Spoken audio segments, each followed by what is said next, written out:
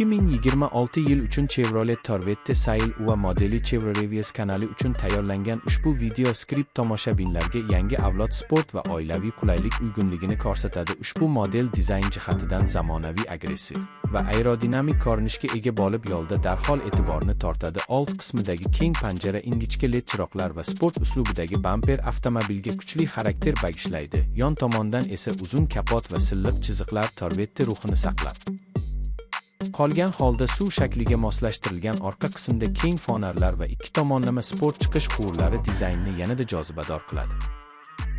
Ichki makon yuqori sifatli materiallar bilan jihozlangan bo'lib, haydovchi va yo'lovchilar uchun qulaylikni birinchi o'ringa qo'yadi. Raqamli asboblar paneli katta sensorli multimedia ekran bilan uyg'unlashgan Android Auto va Apple CarPlay qo'llab quvvatlanadi. O'rindiqlar sport uslubida bo'lib, uzoq safarlarda ham charchoqni kamaytiradi. Orqa qatordagi joy kengligi oilaviy foydalanish uchun yetarli, yukxona esa kundalik ehtiyojlar va sayohatlar uchun mos hajmga ega.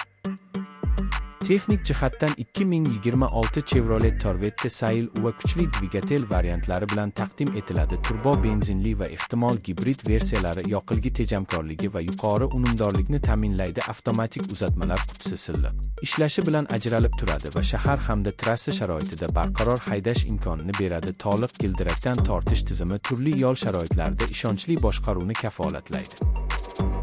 Xavfsizlik tizimlari zamonaviy talablar asosida ishlab chiqilgan. Old va yon xavfsizlik yostiqchalari, adaptiv kruz nazorati, avtomatik favqulodda tormozlash, yo'lni tark etish ogohlantirish tizimi va kor nuqta nazorati kabi funksiyalar mavjud. Bu imkoniyatlar nafaqat haydovchini, balki butun oilani himoya qilishga xizmat qiladi.